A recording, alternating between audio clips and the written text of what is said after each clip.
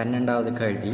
12வது கேள்வி என்ன சொல்லியிருக்கண்டா, பூவின் கருக்கட்டல் செயல்முறைக்கு பின் நடைபெறும் ஒரு மாற்றம். ஒரு கருக்கட்டல் ஒன்று நடைபெற்றால் அதுக்கு பிறகு பூவில் பல மாற்றங்கள் நடைபெறும். அந்த வகையில் முதலாவது விட சொல்லியிருக்கிறாங்க, சூலகம் சுற்றுக்கனியமாக மாறும். இங்கே சூலகம் சுற்றுக்கனியமாக மாறாது. சூலகம் என்னவா மாறும்? சூலகம் பழமாக மாறும். சூலகம் பழம். இரண்டாவது என்ன சொல்லியிருக்குதுண்டா, அப்போ முதலாவது கூற்று சுற்றுக்கனியம்ன்றதால பிழை.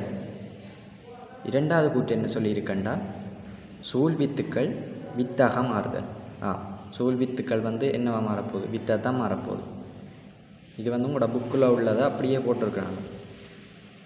மூன்றாவது சொல்லியிருக்கு, புள்ளிகள் வித்துறையாக மாறும். புள்ளிகள் கடைசியில் என்னவா மாறும்? உலர்ந்து போடும். உலர்ந்து, அதாவது உலர்ந்து விழுந்துடும் அப்படியே. அடுத்த சொல்லியிருக்கு, கவசம் சுற்றுக்கனியமாக மாறுமா. இதில் சுற்றுக்கனியமாக மாறுறது இது, கவசம் மாறாது. சூலக சுவர்றால் சுற்றுக்கனியமாக மாறும். இப்போ நீங்கள் இதுகளில் சரியான விடையை மட்டும் பார்த்தா சரியாண்டில்லை, பிழையான விடைகளையும் நீங்கள் அதை மாற்றி சரியாக பயன்படுத்த தெரிஞ்சிங்கன்னா நீங்கள் எந்த கேள்வியையும் செய்யலாம். அந்த வகையில் இதில் சரியான விடையை பார்த்தோம்னா சூழ் வித்துக்கள் வித்துக்களாக மாறும்.